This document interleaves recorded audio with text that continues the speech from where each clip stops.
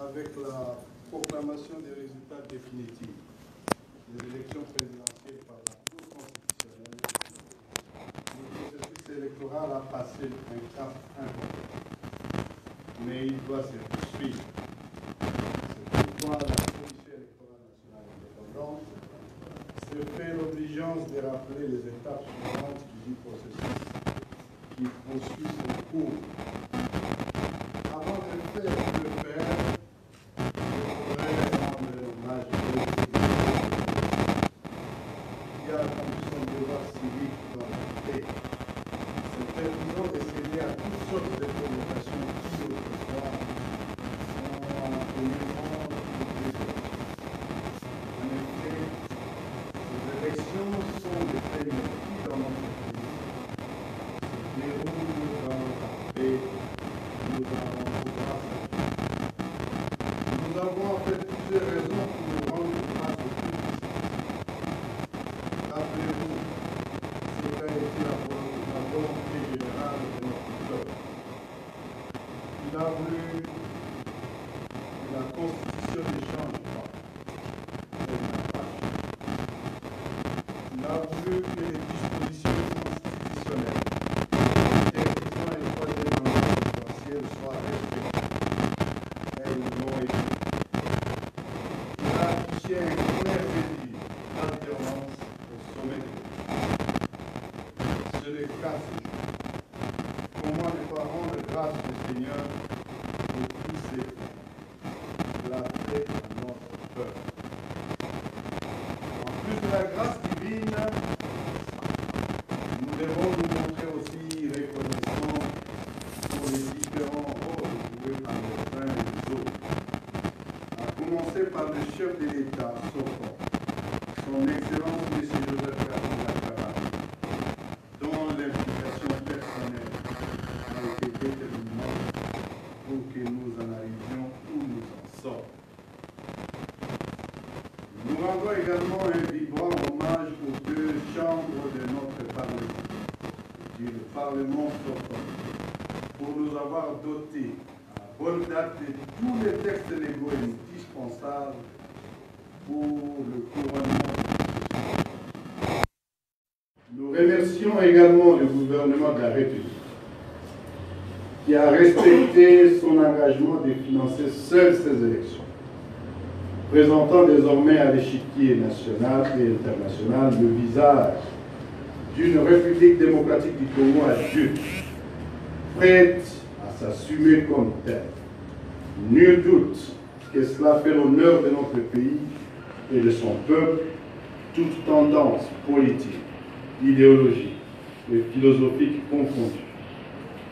Sur le chapitre du rôle joué par les institutions de la République, je m'en voudrais de ne pas mentionner le travail remarquable de la Cour constitutionnelle, qui vient de vider dans le temps légal le dossier du contentieux des résultats à l'élection présidentielle.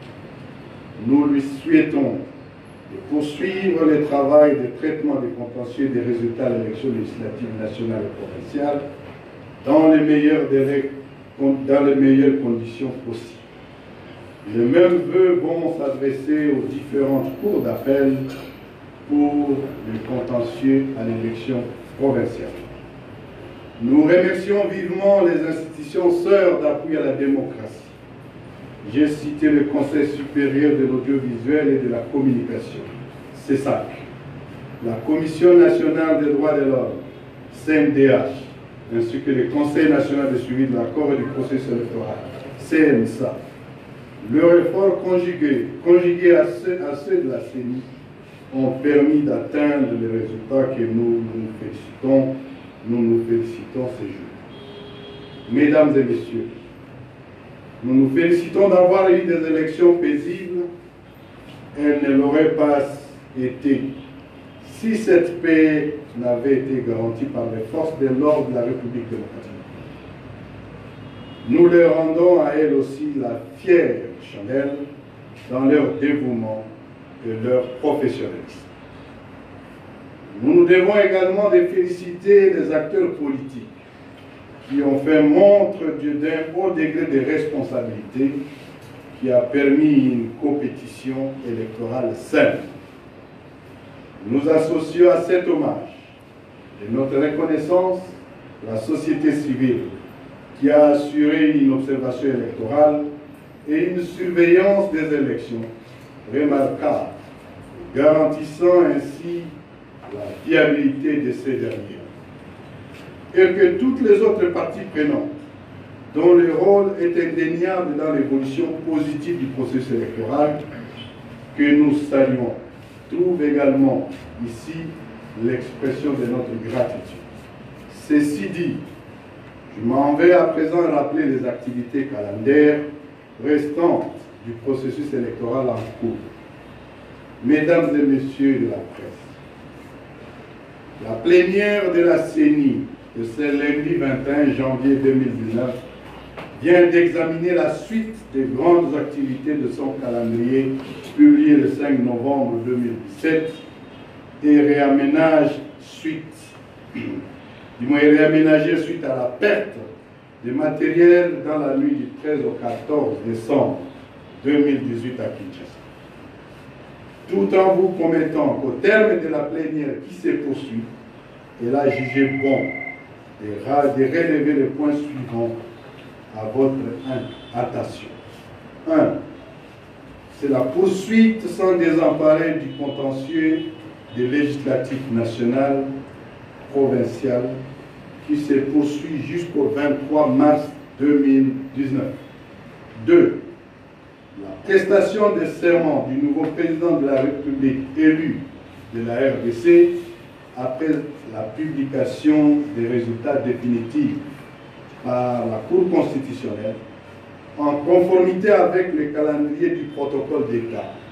Et la CENI en pointe ma voix pour lui présenter ses très vives félicitations. Depuis ce matin, 21 janvier 2019, a démarré l'inscription des candidats sénateurs, gouverneurs et vice-gouverneurs dans les 24 provinces de la RDC, c'est-à-dire sans le Nord Kivu et le Maïdo. L'ouverture et l'installation des assemblées provinciales dans les 24 provinces, c'est 24 janvier et le 26 janvier, donc le samedi prochain, pour l'Assemblée nationale. Conformément à la loi électorale en vigueur, en son article 224 et l'article 114 de la Constitution de la République. Cooptation des chefs coutumiers comme députés provinciaux du 28 janvier au 11 février 2019 à travers ces différentes phases. Quelles sont les phases? La présélection dans les chefs-lieux des territoires, la sélection au chef-lieu de province et la cooptation dans l'Assemblée provinciale. Nous voudrions noter que cette activité de cooptation est une activité conduite par la Commission électorale nationale indépendante. Ce n'est nullement par le gouvernement national, nullement par le gouvernement provincial. Cette activité est conduite conformément à la loi par la Commission électorale nationale indépendante.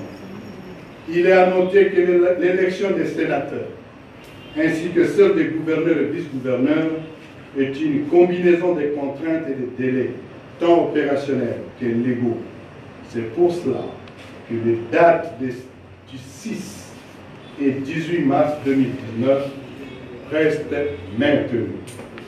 En outre, il est important de rappeler que dans les provinces du Nord Kivu et de Maïdom, les élections des sénateurs, de gouverneurs, vice-gouverneurs, ainsi que le bureau définitif des assemblées provinciales, n'interviendront qu'après l'organisation des scrutins directs des députés nationaux et provinciaux dans les circonscriptions de Butembo, Beni et Béniville et Yumbi.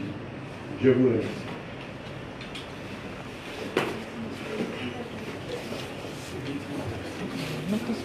Il n'y a pas de questions. Je vous remercie. Merci à tous.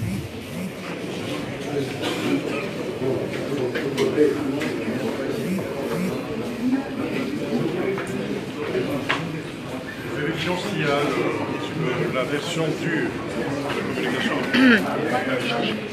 Pardon? Allez chercher. Parce que pour les copies, on est...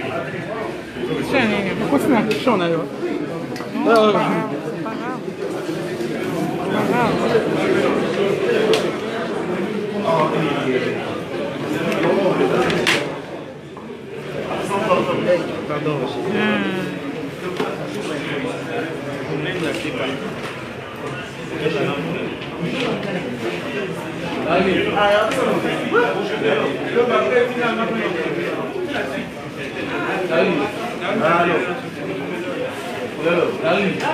Oui, non, non,